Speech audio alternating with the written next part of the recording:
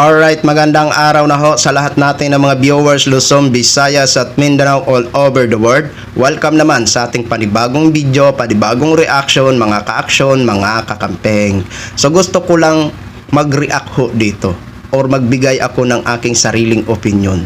Tungkol ho ito sa kaganapang kahapon ng D5 ng impeachment trial na kinakaharap ni Vice President Sara Lostayera. So dito kasi mga ka-aksyon, hindi ko alam kung napapansin nyo rin ito kay Senator Judge Pia Cayetano. Kasi napapansin ko ho ito mga ka-aksyon, the way na nagsasalita ho siya. So maya-maya lamang, sasabihin ko ho kung ano ho ang napapansin ko kay Senator Pia Cayetano. So, may tanong lang ako sa inyo mga ka-aksyon. Di ba, abogado naman ho ito, si Senator Pia Cayetano. Napaka-imposible naman na hindi niya alam, kailangan niya pa talaga na itanong ito sa prosecution. So para lubos ho natin maintindihan, panoorin at pakinggan ho muna natin ito bago ho ako magtuloy-tuloy ng aking sariling opinion. Ang question ko ay, in your appreciation, dapat ba na ang supposed victim nakaramdam talaga siya ng threats? Or is it enough that the general public considers the statement threatening? Okay, so is it personal or is it a general sentiment? Now, before I proceed, gusto ko magbigay ng example para maintindihan mga kababayan natin. Kung magkapit-bahay, nagkapikunan dun sa bakod, tapos sabi nung isa, bubulohin ko to. Is that a grave threat? Second example, dalawang boksingero, nagkainitan, susuntukin kita. This is among two professional boxers. Is that a grave threat? Third example, police. Sabi, bubunutan ko to ng baril. Is that a grave threat? Maybe it's just offensive dahil sa professional, you shouldn't say that to a fellow police. And my fourth example is a senator.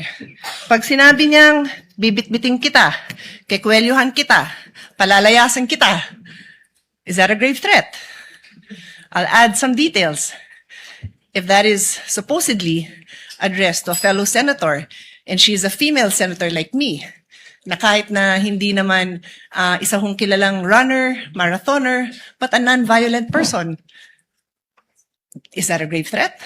Well, I'll just tell you my personal opinion and then I'll tell you now. I felt that was a grave threat.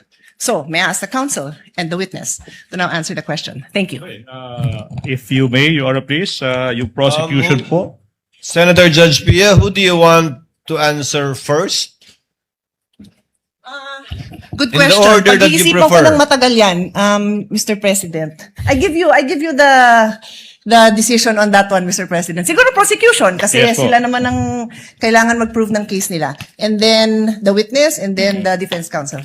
Again, an admonition from the chair without stating conclusions of fact and law that again is reserved for the impeachment court. You may state your opinions with respect to the elements of the Definitely. crime of grave threats specifically identified Yes. by the senator judge. And if I may, presiding officer, feel free to interrupt them if you feel that they have crossed the line, as I will. That's why I just Opo, want, I repeat my question, I want to understand your appreciation of the crime. You may, Mr. President, will we allow them to cite jurisprudence? I leave it up to you. I just Opo. want to understand the appreciation kasi. Opo. What do you think? Doon sa particular pong katanungang yon ni Senator Judge Pia Cayetano na dapat ba may takot na naramdaman, correct me if I'm wrong, Senator Judge Pia? Yes. Yung taong tinatakot o subject matter ng grave threats o pampublikong pagtanggap pa na nakakatakot yung mga sinabi niya laban dun sa taong tinatakot niya. Siguro a simple yes or no with a very short explanation would Opo. suffice, Mr. Presiding Officer. Attorney Ligutan, you have 2 Maraming minutes, salamat, please. Senator Pia Cayetano. Maraming salamat sa pagkakataon. Yung sagot sa tanong na iyan, yung sagot po ng prosecution, hindi po galing sa opinion ng aking mga kasama.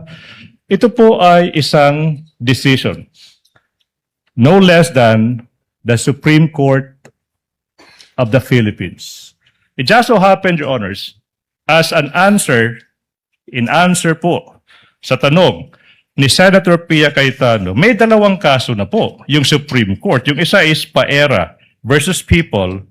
Yung GR number, siguro yung mga law students, no? Mga law students.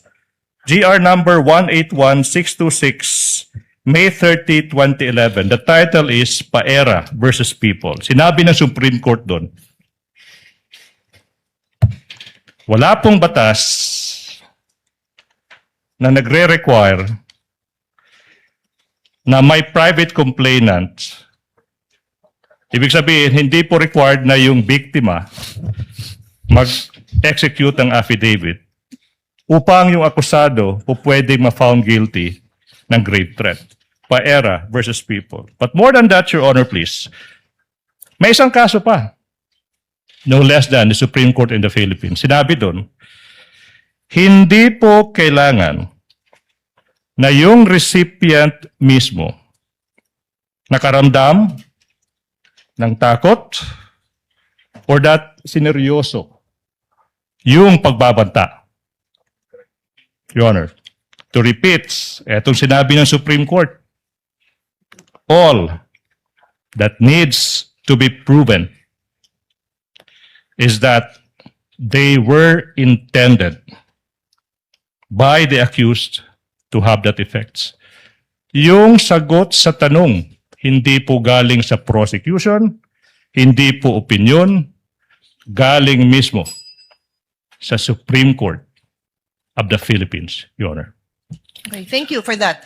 So, Mr. President, can we now... If I may add, Senator Judge P, if I remember my memory aid correctly, there are only certain private crimes that need a private complainant.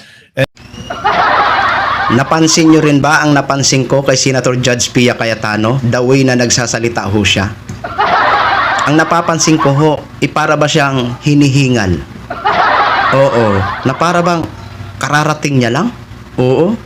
Kasi parang ano ba? Parang hingal na hingal. Oo.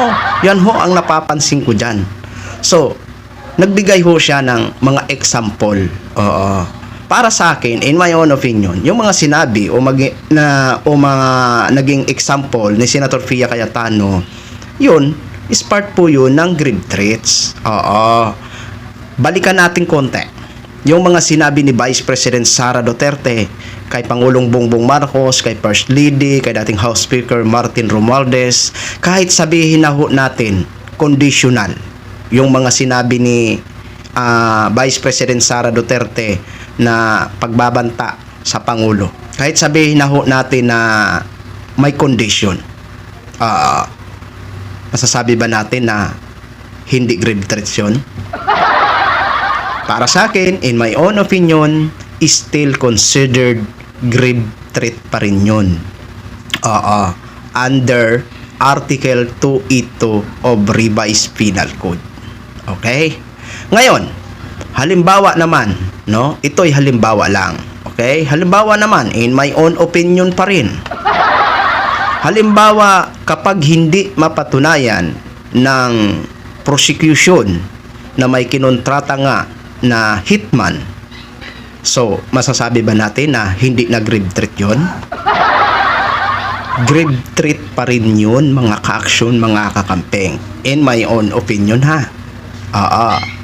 Ngayon, doon sa sinabi o katanungan ni Senator Judge Pia Cayetano na dapat ba talaga may nararamdaman na takot ang pinagbabantaan or tinatakot?